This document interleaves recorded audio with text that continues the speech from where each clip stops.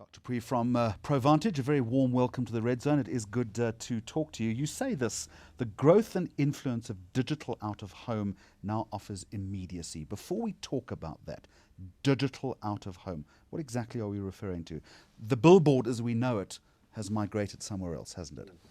Well, I think, thanks very much for the opportunity. I think there's two types of digital out of home. So just to classify it the way the world looks at it, there's what we call digital billboards, which is the classical billboard on the roadside, which is now digitized, so LED type of technology.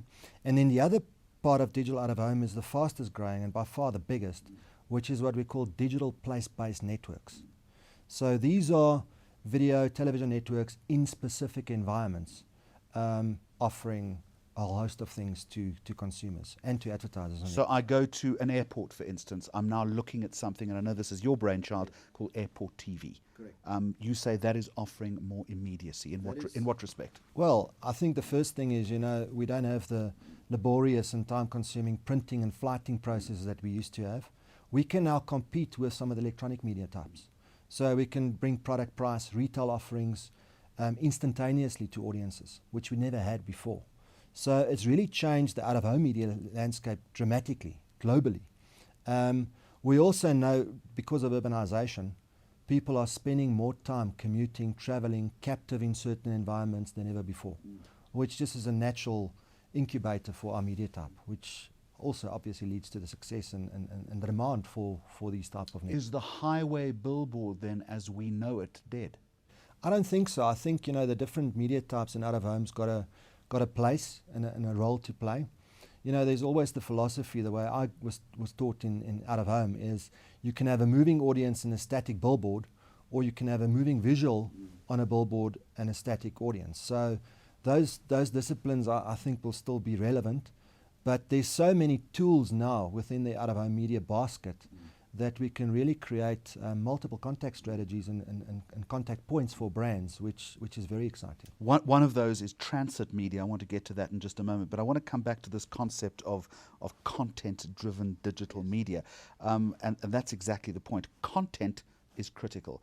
It's all very well to offer the immediacy, to offer the experience, but if it's bad content, you're going to drive consumers away, like any media. Are you making sure that the content is keeping up with consumer demand? I think what we've learned globally, good example is the Underground in London. So the media concessionaire, I think it's CBS, they have got a problem because what they do, and if you've traveled on that rail network there, is they are not allowed to flight any content. So it's simply a repeat of adverts. So it's a 6-second loop that they run.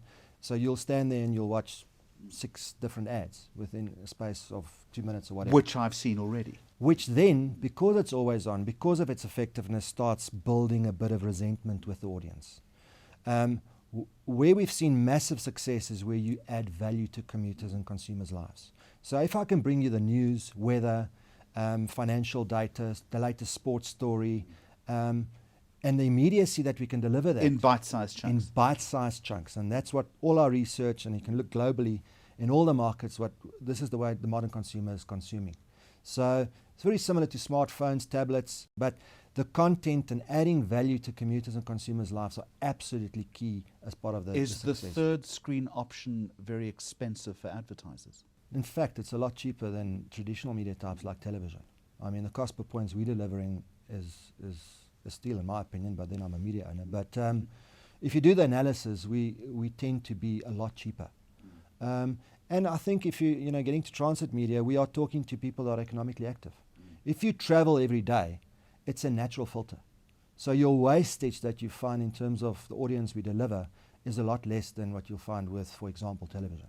You're a big proponent of transit media, yet you also claim that it's under-supported.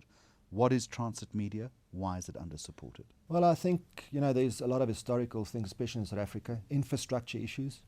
So what we've seen in the last 5 to 10 years has just been phenomenal growth in terms of government investment in infrastructure.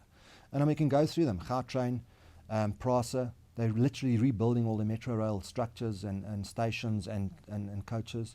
The taxi ranks are being rebuilt and upgraded.